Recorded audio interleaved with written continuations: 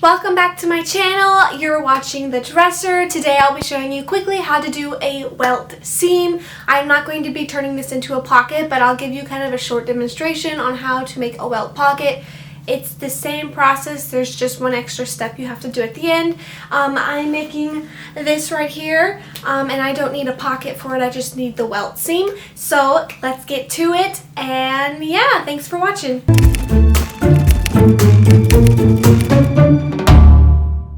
Alright, so what you're going to need to get started is you're going to need a rectangle, and you're going to need to draw a line where you want to put your welt seam. Here, for demonstration purposes, this is a little bit bigger than what I'm using, but it's just a rectangle. You fold it in half and you just sew a stabilizing line across it. Here you can see the actual size I'm using. I believe this is about 2 inches by 3 inches long.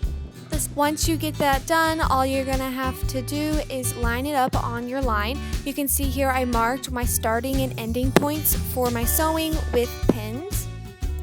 Once everything is pinned down, all you have to do is sew down and follow where you put those pins or markings. Make sure you sew in the middle of your rectangles.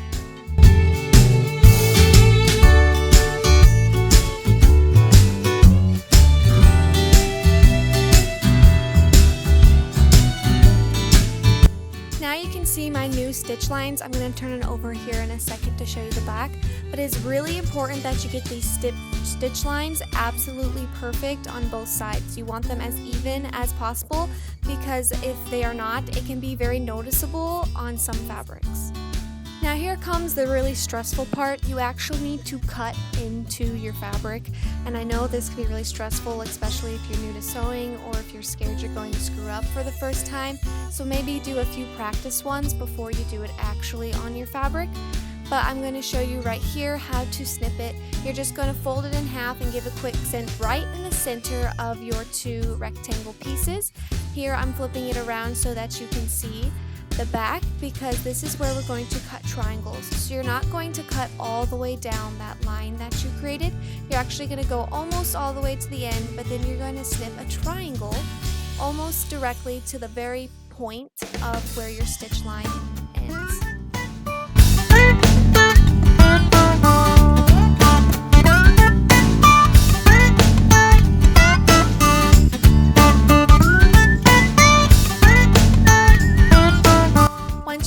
It should look something like this.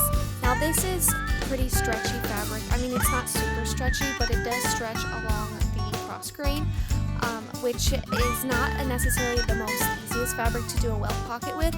So I do suggest for your first time doing a welt pocket that you use a woven fabric instead of a fabric like this. But the next step that you're going to do is you're going to flip those rectangles that you sewed on the right side of the fabric to the wrong side of the fabric, and here I'm flipping it over so you can see that once they're flipped over, they should align perfectly on the other side. Now you're going to take that triangle piece and sew it down to the rectangles. This is what the final product should look like. You can see here that it's stitched down on both sides, and you want to make sure you stitch this down even so that they perfectly line up, because again, if it's a certain kind of fabric like this one, it'll be very noticeable that this is not even on the other side.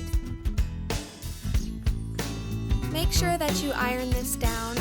You should iron it down along the way as well. This fabric, it really didn't need to be ironed down a whole lot just because of how kind of fabric it is. But make sure you do iron your fabric to the correct heat settings for that type of fabric. Now, to do the pocket, you're going to flip around again to the wrong side, and you're going to take a rectangle. This rectangle again can be however big or as small as you need it. You're going to now sew it to the bottom of the welt pocket first. Make sure you do not sew this to the actual fabric of the garment, just the welt pocket seam. Make sure that the pattern side of the fabric is inside of the pocket as well. And then you're going to bring it to the top and sew along the top as well, just like how I sewed you. And then sew it down the sides of the pocket as well. And then you're all done for the welt pocket. So now to finish the welt seam without a pocket, you're going to take 2 larger rectangles, put them right sides together, and then draw the same size pocket as you have on your garment. As you can see here, the lines I drew are the exact same that you would have done on the other one. And then you're going to sew along the outside of those lines, and then you're going to snip it the same way you snipped your welt pocket. You have those lines sewn down, you're going to cut it again the same way you cut your welt pocket, cut through both layers. Once they are both cut through, you're going to flip them to the right sides just like you did on your welt pocket to reveal the nice pretty side of the fabric and to get rid of that nasty seam on the inside. Once this is all put through, you're going to press it down so it's nice and pretty and laying flat, and you're going to cut off the excess fabric on only one side of the rectangles.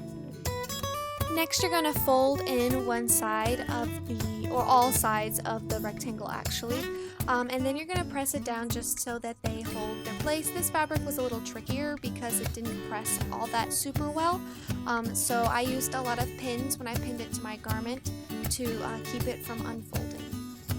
Now you can see here that I'm actually pinning the inside of it first before I do the outside, and again my fabric did not press very well, so you can see that the edges are unfolded here, but if your fabric does press well, they will already be folded at this point. But I finished this all completely by hand. If you wanted to finish it with your sewing machine, that is up to you, but you will see the stitch marks, and I didn't want to see the stitch marks, so I used a slip stitch on the inside of the welt pocket and around the ends of the rectangle so that you would not see my finished seam. So now is the perfect time to sit on your couch and watch a movie, and yes, I am watching Scooby-Doo as I sew this by hand. It took me probably about 3 hours because I watched 2 Scooby-Doo movies, I believe. So it was probably about 3 hours to finish all. Don't forget to subscribe and all that good stuff as well. And if you don't know what a slip stitch is, be sure to click on my little video right here and find out what that slip stitch is. And check out some of my other videos while you're at it as well. And I hope to see you guys all back real soon. So let's finish up this video. Alright, and this is the finished seam. I would use interfacing on something like this. If you're using a very delicate or flowy fabric, you just put a small piece where you're putting the pocket, and you put it on the backing of the pocket.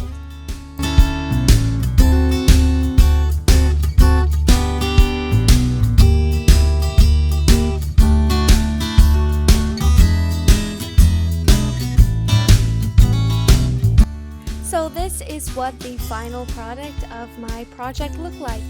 And I hope you all love it. I certainly do, and I wear this thing all the time. Alright, and that's how you make a welt seam or a welt pocket. I hope you enjoyed this video, and I hope you go on my channel and check out some of my other content.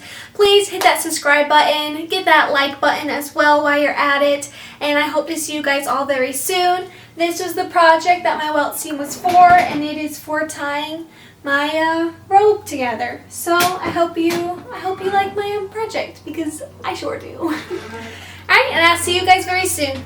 Bye!